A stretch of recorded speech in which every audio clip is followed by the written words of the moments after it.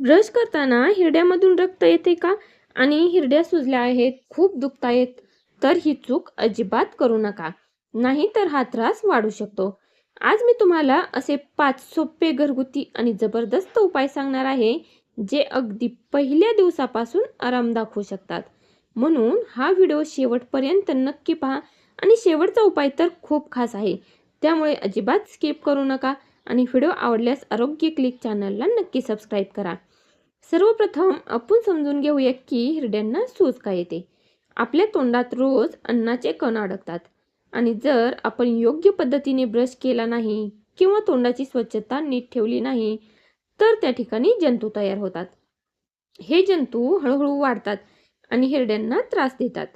त्यामुळे हिरड्या लाल होतात, सूज येते आणि काही वेळा रक्त सुद्धा येऊ शकते. हिरड्यांना सूज आल्याची काही लक्षणे अशी आहेत की ब्रश करताना रक्त येणे. दुसरं लक्षण आहे तर हिरड्या लाल किंवा सुजलेल्या दिसणे. तिसरं लक्षण आहे तोंडातून वास येणे. चौथं काही खाल्ल्यानंतर दुखणे. पाचवं हिरड्यामध्ये जळजळ जाणवणे. ही लक्षणे दिसत असतील तर वेळेत लक्ष देणे खूप गरजेचे आहे. यासाठी सर्वात सोपा आणि प्रभावी उपाय म्हणजे मीठ टाकून कोमट पाण्याने गुळण्या करणे. आता हा उपाय कसा करायचा आहे तर एक ग्लास कोमट पाणी घ्यायचं, त्यामध्ये अर्धा चमचा मीठ टाकायचे आणि ते नीट मिसळायचे. आता हे पाणी तोंडात घेऊन 20 ते 30 सेकंद गुळण्या करायच्या आहेत. आणि हे उपाय दिवसातून आपण 2 ते 3 वेळा नक्कीच करू शकतो.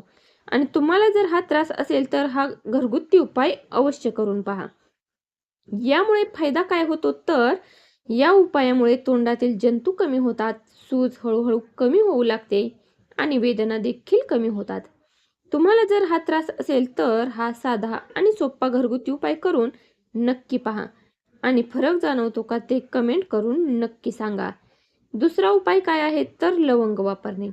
लवंग हा खूप जुना आणि प्रभावी उपाय आहे. एक लवंग घ्यायची आहे, ती हलक्या हाताने चावून दुखणाऱ्या भागाजवळ ठेवायची आहे किंवा लवंग तेल असल्यास कापसाच्या मदतीने थोडंसं त्या भागावर लावायचे आहे. लवंगमध्ये नैसर्गिक आणि वेदनाशामक गुणधर्म असतात. ते वेदना कमी करण्यास नक्कीच मदत करतात. तसेच सूज आणि जंतू देखील कमी करतात. त्यामुळे हा उपाय देखील खूप आरामदायी आहे. त्यामुळे नक्की करून पहा. तिसरा आहे तर हळद आणि मीठ यांचा वापर देखील खूप फायदेशीर ठरतो. कसा करायचा आहे तर एक छोटा चमचा हळद घ्यायची, त्यात थोडंसं मीठ टाकून त्यात काही थेंब पाणी टाकून पेस्ट तयार करायची आणि ही पेस्ट हलक्या हाताने हिरड्यावर लावायची आहे. 2 ते 3 मिनिटे ठेवून नंतर तोंड धुतले तरी चालेल. फायदा काय होतो तर हळदीमध्ये अँटीबॅक्टेरियल गुणधर्म असतात आणि हे जंतू कमी करतात. सूज, जळजळ कमी होण्यास नक्कीच मदत होते. याबरोबर सर्दी, खोकला यांसारख्या त्रासात देखील हळद खूप फायदेशीर ठरते. तसेच कोरफड म्हणजेच ॲलोवेरा देखील खूप उपयोगी आहे. कोरफडीचा ताजा जेल घ्यायचा आहे आणि तो थेट हिरड्यांवर लावायचा आहे. काही मिनिटांनी तोंड धुवा. त्याचा फायदा काय होतो तर यामुळे हिरड्यांची जळजळ कमी होते, सूज कमी होते आणि थंडावा देखील मिळतो. त्यामुळे हा देखील उपाय अवश्य करून पहा. तसेच मध. मध हा आपल्या घरात सहज उपलब्ध असणारा आणि खूप गुणकारी असा नैसर्गिक उपाय आहे. हिरड्यांना सूज आली असल्यास मधाचा वापर खूप फायदेशीर ठरू शकतो. मधामध्ये नैसर्गिक अँटीबॅक्टेरियल हे गुणधर्म असतात. तोंडातील जंतू कमी करण्यास नक्कीच मदत करतात आणि हिरड्यांमधील सूज, जळजळ कमी करण्यासाठी देखील खूप उपयोगी आहे. सर्वप्रथम हात स्वच्छ धुवून बोटाने किंवा कापूस वापरा. त्यावर थोडासा शुद्ध मध घ्यायचा आहे.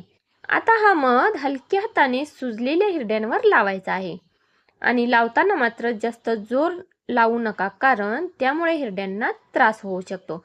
त्यामुळे हलक्या हाताने मसाज केल्यासारखा तो लावायचा आहे.